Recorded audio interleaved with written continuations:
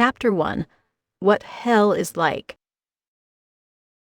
Her jet-black hair was made into an intricate bun with a diamond crown on top. A veil was covering her face, and a bouquet was in her white-gloved hands. The flowers were lilac. My hair is white, and my skin tone is supposed to be pale. She twirled her body, and the girl in front of her did the same. Holy shit! She was in a different body. Wait, is this possible? Her soul had transmigrated to another girl's body. Is this the power of the gem? But the other gems were easily destroyed. So why? Now, why did it put Seraphine's soul into a girl's body? Where is the girl's soul? Is she like death, and I just happened to replace her? She observed the girl again. She was pretty. Not the prettiest, but the makeup and the dress sure made her quite pretty. Golden dust was smeared on her eyelids, and her lips were painted red. Her skin complexion was smooth, too. With a little powder and a rouge, her cheeks looked lively. Now, I'm curious about the girl's soul. She looked about the room. It was far from the tomb she expected. The tomb was dark and depressing, with bodies that she had murdered, so it was a bit gore, too. But the room she was in was bright and feminine. Laces decorated the curtain and furniture. Flower patterns were everywhere, mostly lilac. This is the most depressing room I have ever seen, she mumbled. The girl probably dropped dead because of this hideous room. The door was forced open, and a girl wearing a cream-colored dress with lilac paintings on the skirt. What is up with lilacs? Her hair was jet black and let loose on her shoulders. Her eyelashes curved beautifully, and her lips were lined with a red tint, too. Yet it was obvious that the other girl was the prettier one, even if that girl frowned at Seraphine. Seraphine. The girl cried out, "Oh, the owner of this body has the same name as me. Seraphine Storm, stop dilly-dallying. The carriages have arrived." The girl put her hands on her hips and looked down at Seraphine. Well, at the girl whose body Seraphine inhabited. "And I will not have you another second in my room. You did not touch anything, did you?" Seraphine looked at the girl with a raised eyebrow. Rude. This girl needs a lesson in manners. That is not the tone you use when you are in front of the Dark Witch. When Seraphine did not answer, the girl continued. "Good. Because I would burn anything you touch." The girl pretended to shiver, as if indicating that she thought Seraphine's touch was dirty. Instinctively, Seraphine looked at her gloved hands. The owner of the body was obviously hated by this girl. "Who are you?" The girl looked at Seraphine dumbfounded. Then she laughed. "Come on, sister. You can try to act dumb, but you are not getting out of this marriage." Her smile bloomed. Seraphine knew that smile. She had donned it millions of times in her life as the Dark Witch. It is the smile one used when they are plotting something evil. The hairs on her arms stood up, and she felt the chills on her spine. Suddenly, memories upon memories played in her mind. The body she was in remembered all the evil things the girl, which was her sister, did. The girl in front of her was Karen Storm, the perfect daughter of Duke Storm, one of the most influential figures in Voltaire. Seraphine blinked as the memories kept floating in her mind. They had another daughter from the Duke's affair with a maid. But when the bastard daughter was born, a solar eclipse happened. It was a bad omen, especially because the daughter also showed affinity to dark magic, though she could not use them. Wait, what? Seraphine immediately waved her hand to call on her darkness. As the Dark Witch, she could call on darkness from every corner. They heeded her will, creating tendrils of black smoke wherever she went. She could travel to far distances with her darkness, and she could create various weapons from it. The darkness even made her able to travel between dimensions. For centuries, darkness had accompanied her, had been her sword and shield. The darkness was where she was created into existence in the first place. Surely, it would not abandon her right.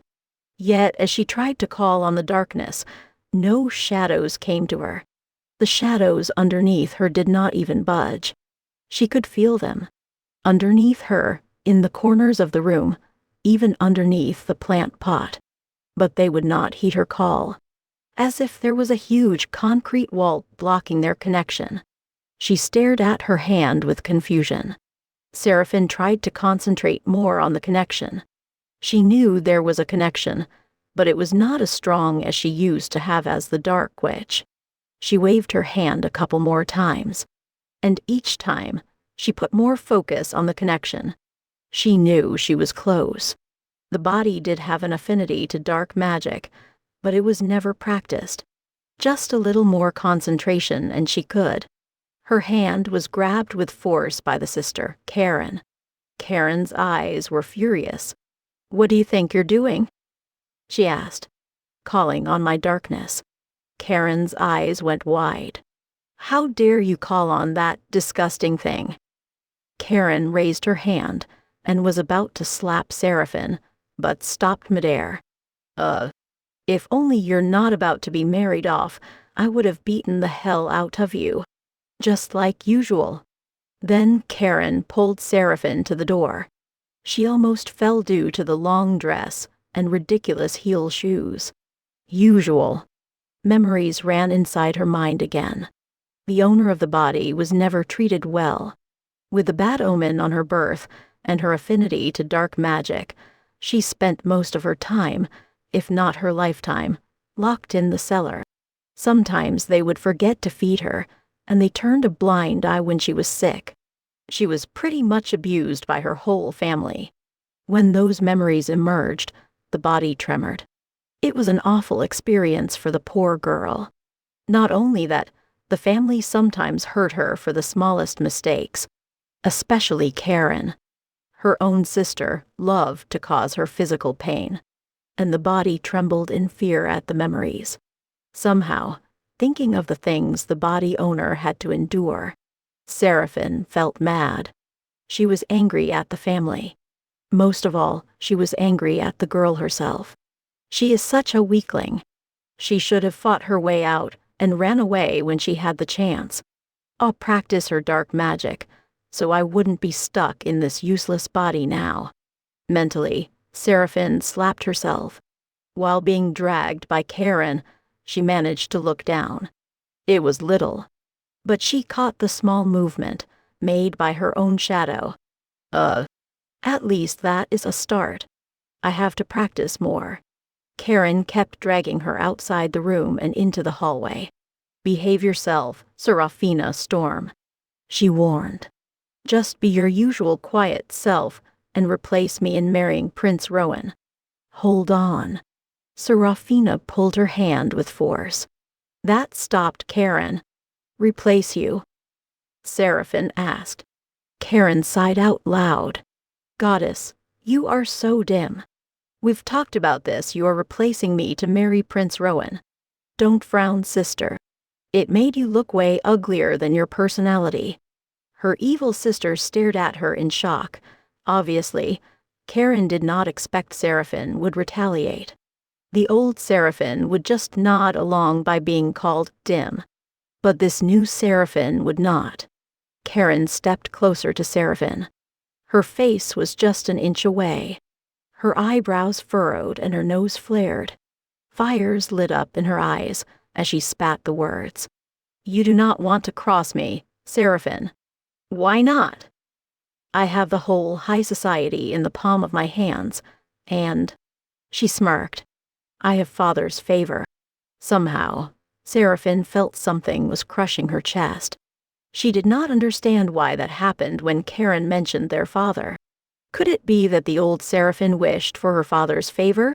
TCH. A fool's wish. We ought not to expect anything from others. That was Seraphine the Dark Witch's one ultimate rule. She never trusted anyone, thus she never expected anyone to help her. "Then why you do not marry the prince yourself?" Seraphine asked, Surely the status of a prince would do you good in high society. Oh yes, it would. Karen smiled. But not this prince. Then she dragged Seraphine with force again. You better come with me obediently before I call the guards to force you into the carriage. Seraphine churned her brain. Her dark magic had left her. And though the body owner had an affinity, it was far from being polished. The family and mansion staff hated her, so they would not care if they had to lay a hand on Seraphine. Damn. The body owner really does not have any choice against her own family. She is so weak. Erga. So, she decided to follow Karen. Obediently, like Karen demanded. At least, for now. They got to the front of the mansion. 2 carriages were waiting for them. In one carriage, Seraphine saw a couple was already sitting inside.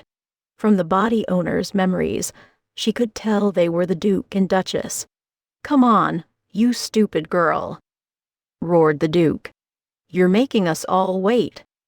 Somehow, the body trembled again at the sound of the Duke. The body reacted on impulse. The owner must have been very terrified of the Duke. Karen shoved Seraphine to another carriage, while she entered the carriage with the Duke and the Duchess.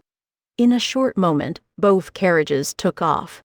A trumpet sound accompanied the movement of the carriages. She looked out from the window. A huge mansion with an impressive garden was seen.